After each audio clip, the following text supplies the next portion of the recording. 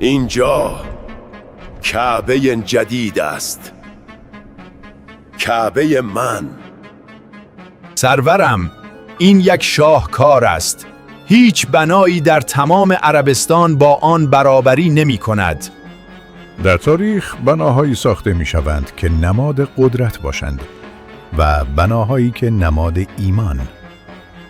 اما گاهی غرور یک مرد این دو را در برابر هم قرار می دهد. این داستان همان روز است.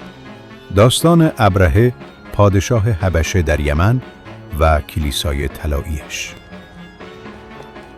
به زودی تمام قبایل برای عبادت به اینجا خواهند آمد. به زودی؟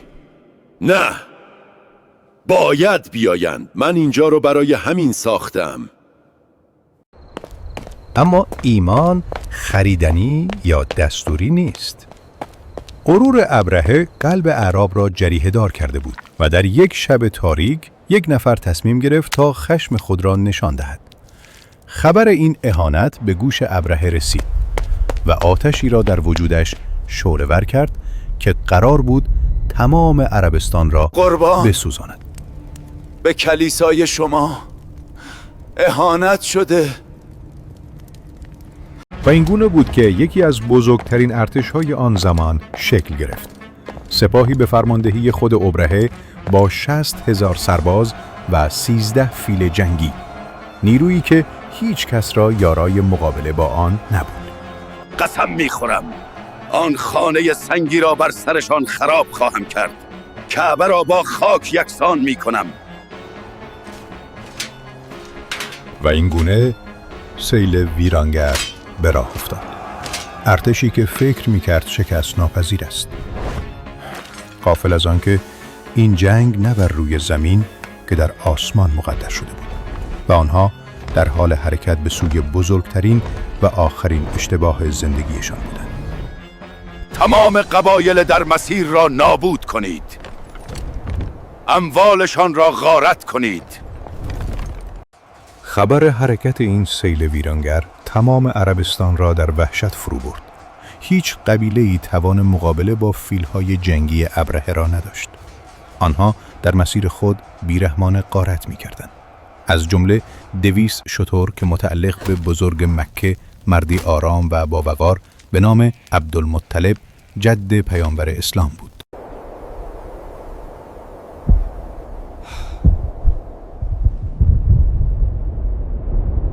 آنها همه چیزمان رو گرفتند. این مرد حبشی هیچ حرمتی نمیشناسد. وقتی ارتش به نزدیکی مکه رسید، عبدالمطلب برای مذاکره به اردوگاه ابرهه رفت. ابرهه که انتظار مردی وحشت زده و التماس کننده را داشت، از دیدن آرامش و هیبت او عمیقاً تحت تأثیر قرار گرفت. ای بزرگ شهر، چه می‌خواهی؟ من آمدم تا خانه مقدس شما را نابود کنم. من برای شفاعت کعبه نیامدم. من فقط برای پس گرفتن شترانم آمدم. تو را که دیدم احترامت بر دلم نشست، اما حالا از چشمم افتادی. من صاحب شترهایم هستم و این خانه نیز صاحبی دارد که خود از آن محافظت خواهد کرد. ابرهه از این پاسخ هم خشمگین شد و هم در دلش لرزید. اما غرورش اجازه عقب نشینی نمیداد. صبح فردا فرمان حمله نهایی را صادر کرد. امروز روزی است که نام ابرهه برای همیشه در تاریخ ثبت می شود. فرمان حمله صادر شد. اما در لحظه سرنوشت ساز، بزرگترین سلاح ابرهه، فیل عظیم و جثه او محمود، در برابر کعبه زانو زد. او را به هر سمت دیگری برمیگرداندند، با سرعت حرکت میکرد، اما به سمت خانه خدا نه.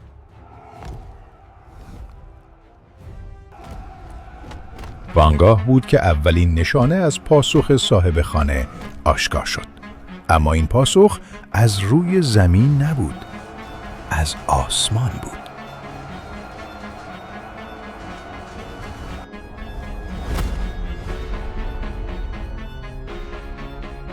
یک ارتش در برابر یک ارتش دیگر. ارتشی از پرندگان. هر پرنده 3 سنگریزه کوچک در منقار و چنگالهایش حمل می‌کرد. سنگ‌هایی از جهنم. هر سنگ یک موشک هدایت شونده بود. هر سنگریزه مأمور نابودی یک سرباز. سنگ‌ها بر بدنشان فرود می‌آمد و گوشت و استخوانشان را متلاشی می‌کرد. و آن ارتش عظیم که هیچ نیرویی در زمین حریفش نبود، در چند لحظه مانند کاه جویده شده متلاشی شد. داستان اصحاب فیل فقط داستان یک معجزه نظامی نیست. داستان یک قانون ابدی است. شاید امروز کعبه ما خانه خدا نباشد. شاید کعبه ما خانواده ماست، ایمان ماست، اصول و ارزش‌های ماست. و ارتش ابرهه هر قدرت مادی و دنیوی است که فکر می‌کنیم با آن می‌توانیم به هر چیزی که می‌خواهیم برسیم. قدرت، ثروت، تکنولوژی.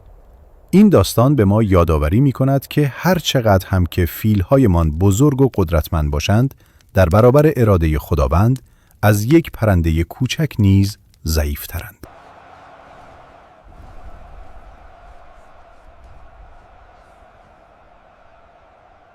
امیدوارم این داستان و این نگاه برای شما هم مفید بوده باشه.